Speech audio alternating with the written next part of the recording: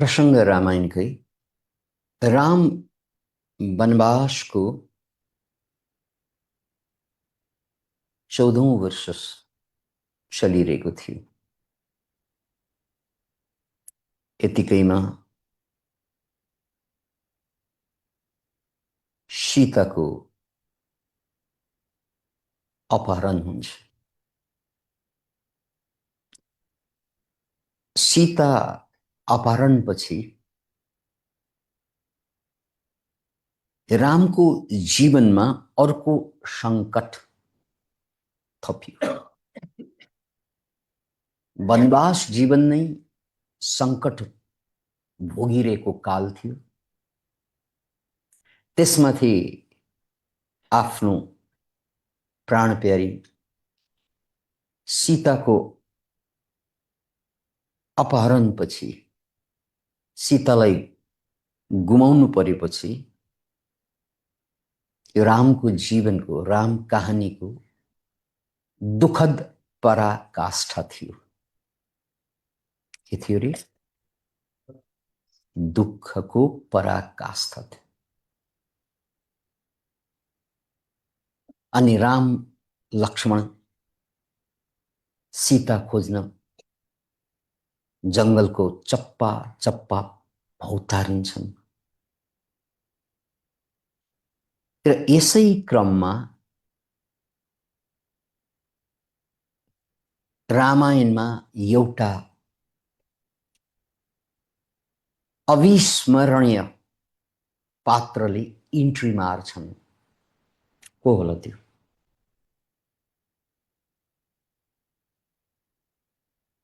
को होला त्यो?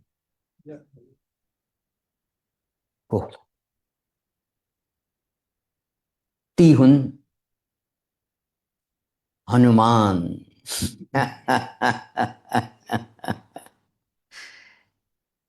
जो रामको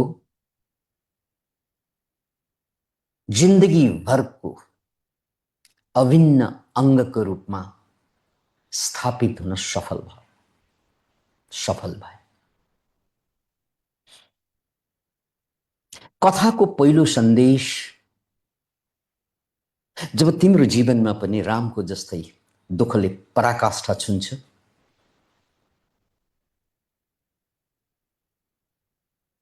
दुःख मात्र होइन, त्यसले एउटा महान अवसर पनि जुराउने गर्दछ।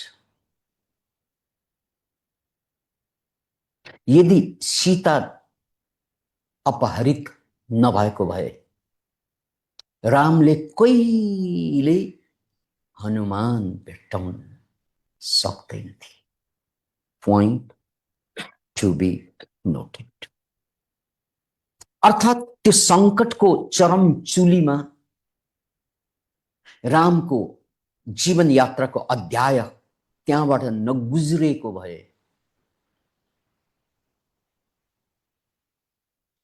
हनुमान जस्तो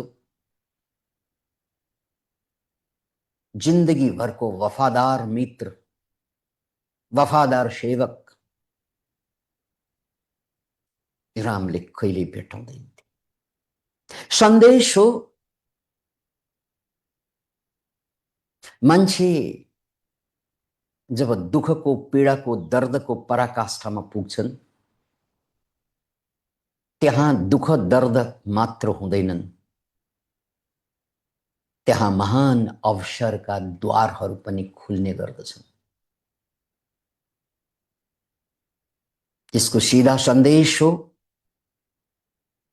दुःख जति ठुलो हुन्छ सुखका द्वार पनि त्यति नजदीक भइदिन्छ।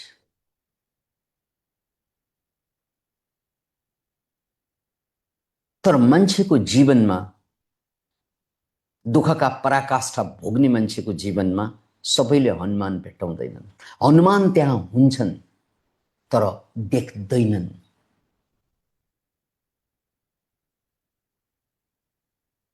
किन देख्दैनन्? दुःखको पराकाष्ठामा सुखका द्वार खुल्ने गर्छन् तर मान्छेले त्यो द्वार मरिने देख्दैन। किनकि मान्छे आफ्नै विचारमा अलमलिएको छ, ऊ शान्त छैन। अनि अशान्त मनले समस्या मात्रै देख्छ, समस्याले ल्याएको अवसर देख्दैन।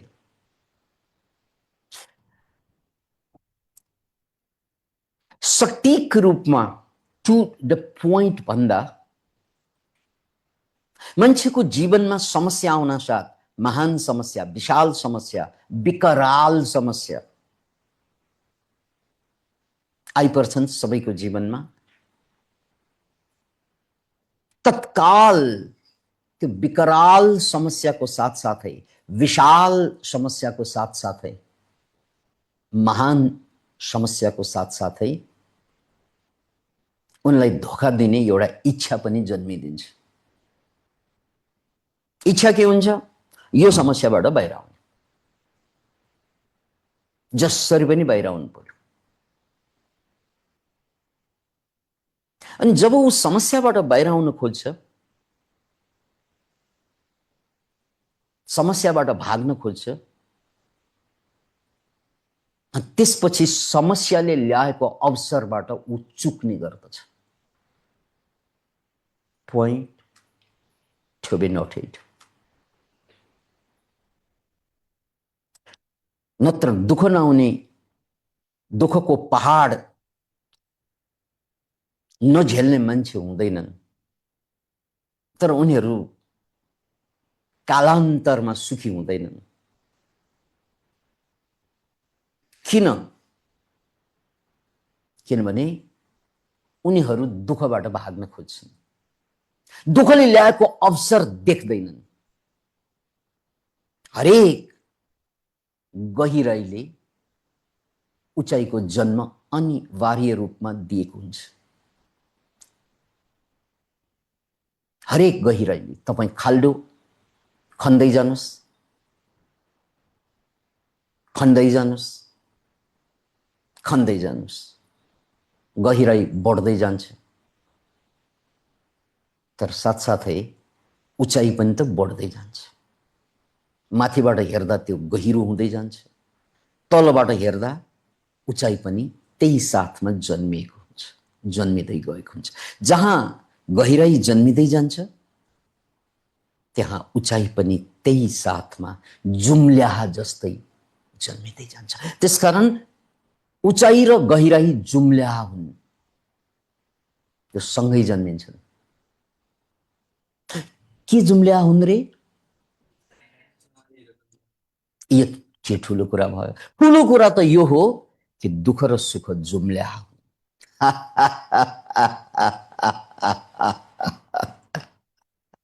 पीडा, दर्द र सुख शान्ति जुम्ल्याहा नै हुन्, सँगै जन्मिन्छन् दुःख र सुख। तर मान्छे जिन्दगीभर दुखी नै रहन्छ।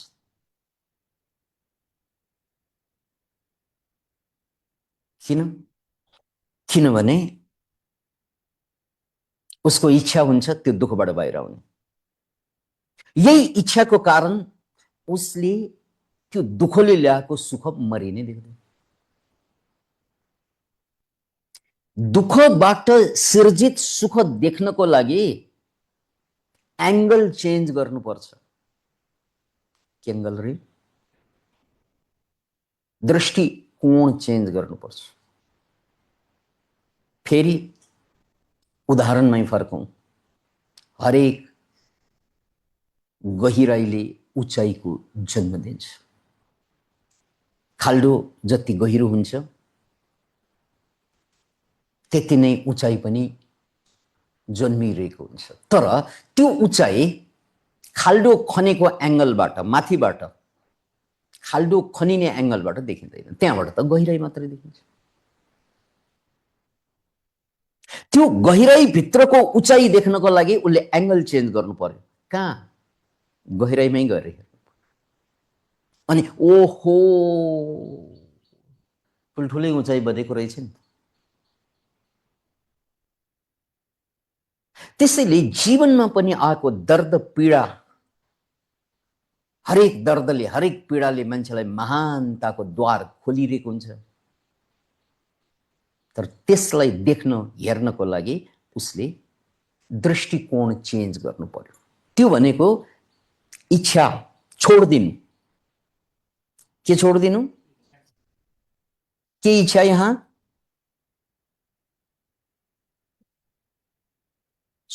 दुःखबाट बाहिर आउने इच्छा। मान्छेको दुःखबाट बाहिर आउने इच्छा नै ऊ जिन्दगी भर दुखी हुनुको कारण। पुनः बुझ्नुस्, यसलाई चिन्तन गर्नुस्, मनन गर्नुस्, मथिङ्गल तताउनुस्।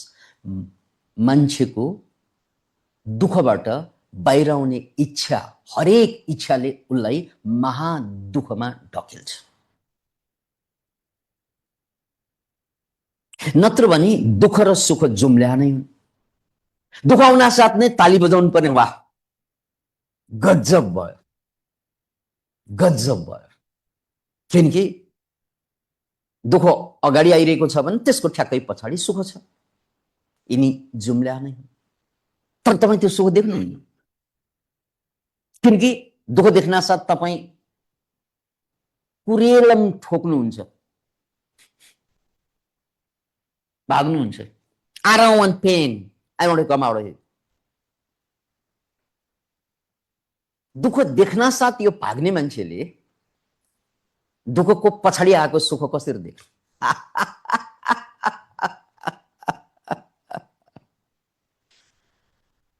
So whenever you have a pain and problems, stop seeking solutions. Stop seeking solutions. दुःखबाट बाहिर आउनु नै होइन। नो इच्छा, बाहिर आउन चाहन्न म दुःखबाट। बरु यो दुःख के हो बुझ्न चाहन्छु। किनकि बोक्रामा दुःख, गुदीमा सुख हुन्छ। हरेक दुःख बोक्रामा मात्रै हुन्छ, गुदीमा उसले सुख बोकेर।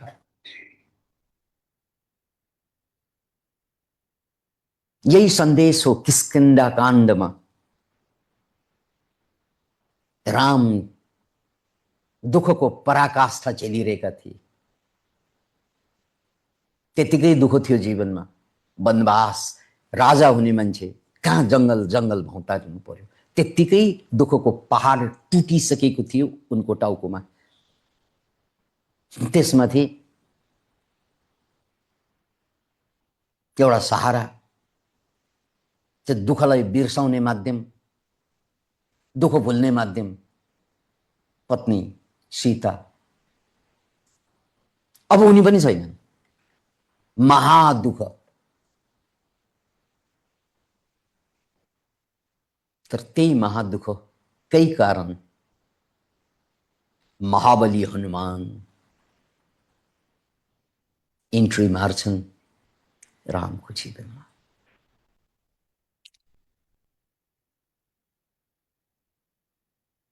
सिम्बल रामायणमा अद्भुतसँग दिएका छन्। अद्भुत सिम्बल। सिम्बल हनुमानको प्रसङ्गमा रावण लङ्कामा बस्थे। भारत र लङ्काको बीचमा समुद्र छ र सीता अब लङ्कामा छिन्। पत्ता लगाइसकेपछि अब लङ्का पुग्नु पर्यो सीता फर्काउनको लागि कुनै पनि मूल्यमा। तर बीचमा पानी छ, समुद्र छ। यो समुद्र पार गर्न सक्दैन थिए रामले। रामले सकेन। तर हनुमान पवन पुत्र हनुमान यो समुद्र पार गर्दै उडेर, त्यो पनि राम र लक्ष्मणलाई बोकेर काँधमा फर्काउँदा पनि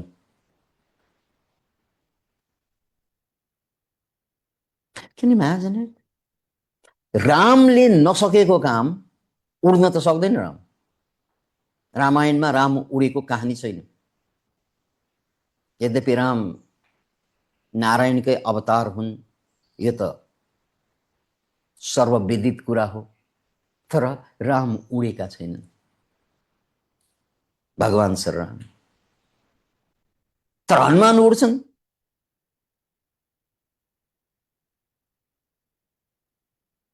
लक्ष्मणलाई बाण लाग्छ, मूर्छित हुन्छन् लक्ष्मण। सुसेन वैद्यले नाडी छामेर भनिदिन्छन्, यिनलाई अझै बचाउन सकिन्छ, तर सञ्जीविनी बुटी चाहिन्छ।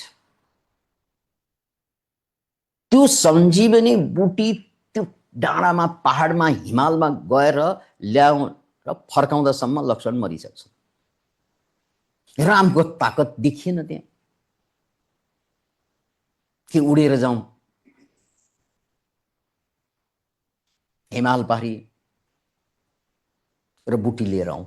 रामले त्यो ताकत देखाउन सकेन। हनुमान उडेर गए, बुटी त चिनेनन्, किनकि हनुमान त बाँदर हुन्, चिनेनन् उनले बुटी। पहाडै उठाएर ल्याइदिए। Can you imagine it? त्यो महाबली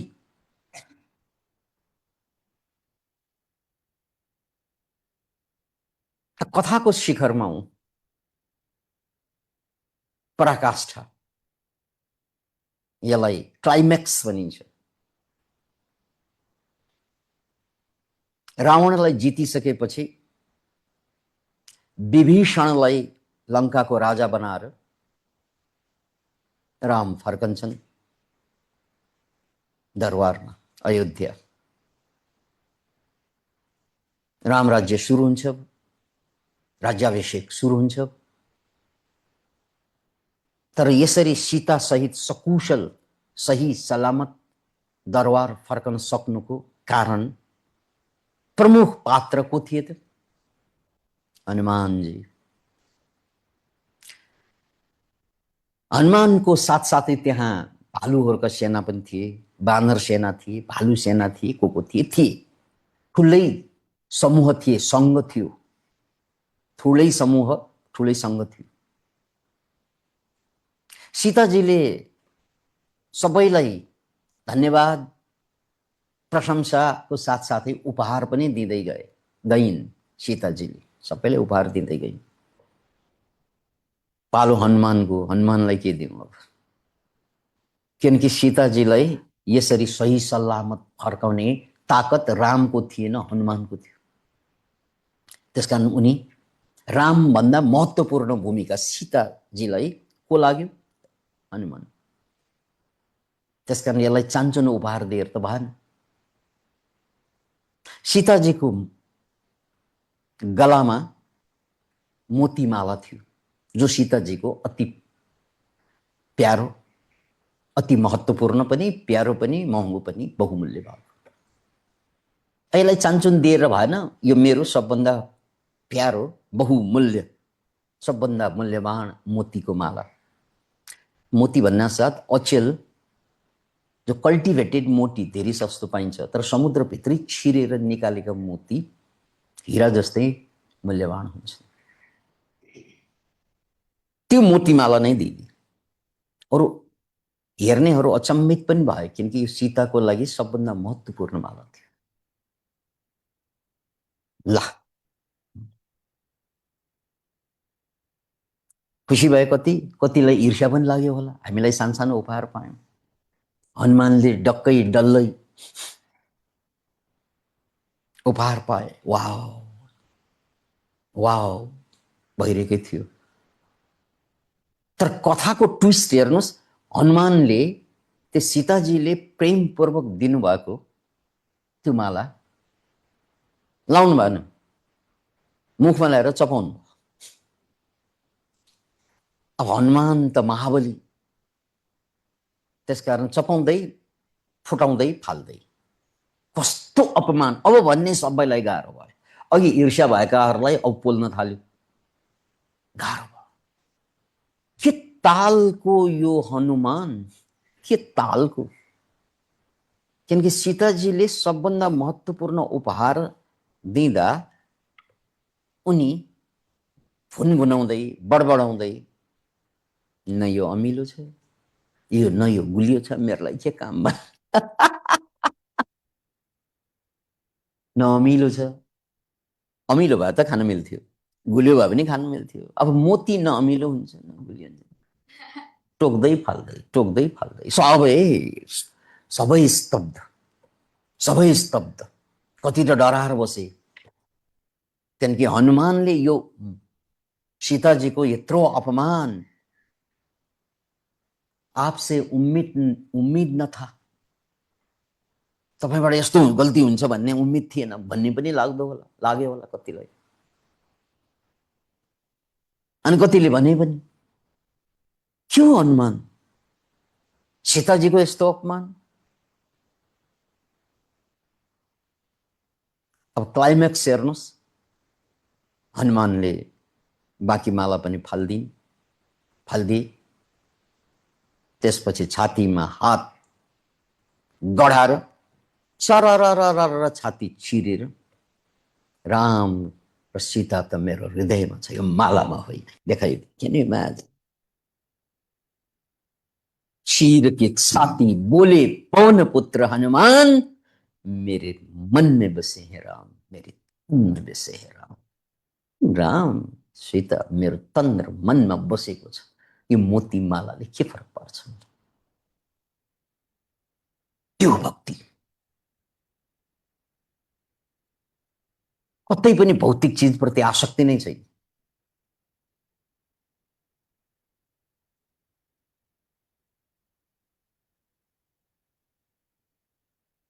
बहुत गम्भीर भएर सोच्नुस्। यस्ता महत्त्वपूर्ण पात्र जो रामको सिङ्गो जीवनको अभिन्न अङ्गको रूपमा, खम्बाको रूपमा जहिले पनि साथ दिए हनुमानले। अनि त्यो हनुमान दरबारमा भेटेको होइन, अयोध्या नगरीमा भेटेका होइनन्, जङ्गलमा भेटेको। अनि त्यो पनि जङ्गलमा पनि 14 वर्षसम्म त जङ्गलमै थिए नि यिनीहरू, तर कहिल्यै भेटेनन्, थिए त्यही। त्यो भेट्नको लागि यस्तो महत्त्वपूर्ण मान्छे, महत्त्वपूर्ण चिज भेट्नको लागि चाहिन्छ क्या? सङ्कट चाहिन्छ क्या? पीडा चाहिन्छ क्या? तपाईँ त्यो पीडा चाहनुहुन्न? You don't want that पीडा? त्यसकारण दुनियाँमा सबै मान्छे किन दुखी भन्नाले उनीहरू दुःखै चाहँदैनन्, त्यसकारण उनीहरू दुखी छन्।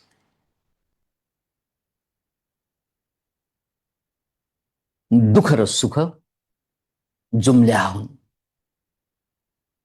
दृष्टिकोण बदल, इच्छा फाल,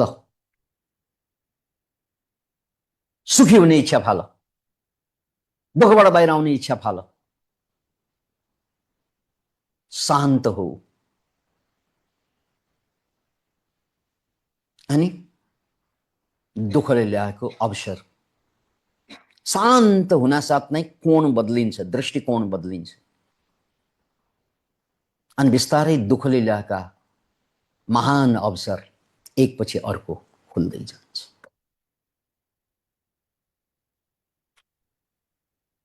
दुःखले ल्याएका अवसर किन नदेखेका मान्छेले? उसँग इच्छा छ। So desire is the prime cause of your problems. Thank you.